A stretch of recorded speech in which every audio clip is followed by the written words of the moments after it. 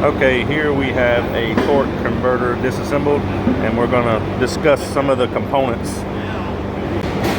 Okay, this component right here is the impeller. It's splined to the input shaft of the transmission, and as long as the engine is running, this component will be turning.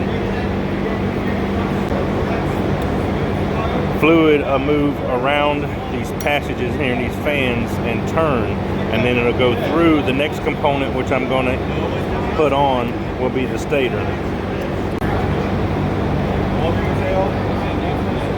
Okay, now we have the stator, and when it's put in there and the whole thing is assembled and put on the transmission, when the shaft goes through, this stator has a one-way clutch when it's over the shaft and will only turn in one direction.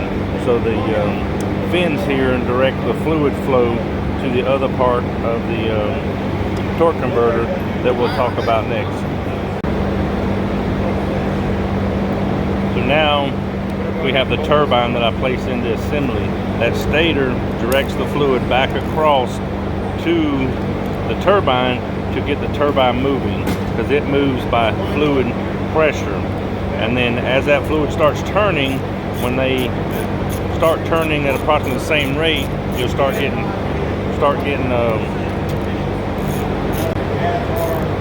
it'll start coupling, and then once they reach the same speed, you'll get lockup.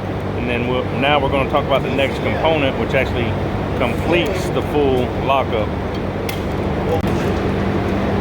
The next component is actually the lockup plate, or wet clutch, as they call it.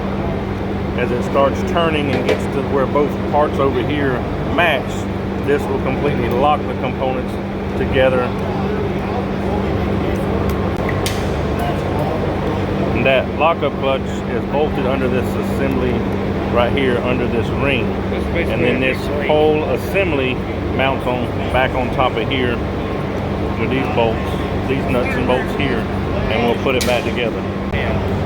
These gears here will actually fit in this gear, so when you get lockup, the whole system starts rotating internally together.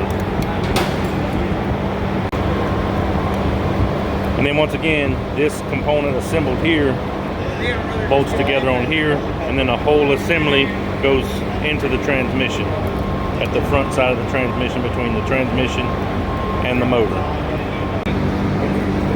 One thing I do need to mention, and I didn't mention it prior to putting it back in, so I'm going to do it now, disassembled, so I can explain more on the stator. The stator is used for torque multiplication.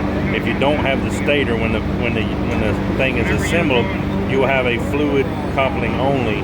You won't never be able to get that good lockup, or never at 100% lockup. So once again, the stator is for torque multiplication, and without it, you will have a fluid coupling only.